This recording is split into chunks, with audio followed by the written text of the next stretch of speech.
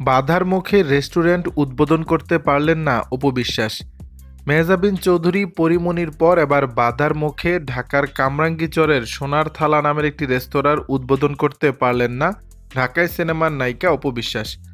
বুধবার ২৯ জানুয়ারি সন্ধ্যায় গণমাধ্যমকে খবরটি নিশ্চিত করেছেন কামরাঙ্গীরচর থানার ভারপ্রাপ্ত কর্মকর্তা আমিরুল ইসলাম। তিনি জানান, গত ২৮ জানুয়ারি কামরাঙ্গীরচরে সোনার থালা নামের একটি রেস্তোরাঁর উদ্বোধনে প্রধান অতিথি হিসাবে উপস্থিত থাকার কথা ছিল অপু বিশ্বাসের। তবে স্থানীয়রা বিষয়টি জানতে পেরে সংগঠিত হয়ে কামরাঙ্গীরচর থানায় গিয়ে অভিযোগ জানায়, যে কারণে পুলিশের হস্তক্ষেপে এই অভিনেত্রীকে ছাড়াই রেস্তোরাঁর উদ্বোধন সম্পন্ন হয়।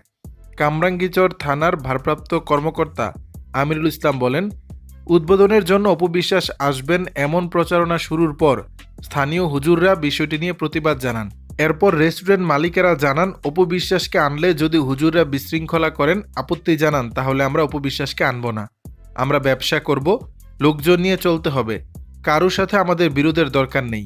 এরপর অপু বিশ্বাসকে ছাড়াই রেস্তোরাঁর উদ্বোধন সম্পন্ন হয়েছে। এদিকে এই ঘটনায় সামাজিক যোগাযোগ মাধ্যমে স্থানীয় কিছু মানুষের ভিডিও ছড়িয়ে পড়েছে, যেখানে অপু বিশ্বাসকে দিয়ে রেস্তোরাঁর উদ্বোধনে আপত্তি জানিয়ে বলতে দেখা গেছে, অপু বিশ্বাসকে এনে উদ্বোধন করার উদ্যোগ নিয়েছে। এটা জানার পর মুসল্লি জনতা ক্ষেপে উঠেছে।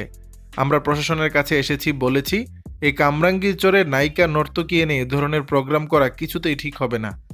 দেশের জনগণ এমন আয়োজনে উত্তেজিত হয়ে যাচ্ছে। স্থানীয় মাদ্রাসার অনেক ওলামায়ে কেরাম এসে অভিযোগ জানিয়েছে।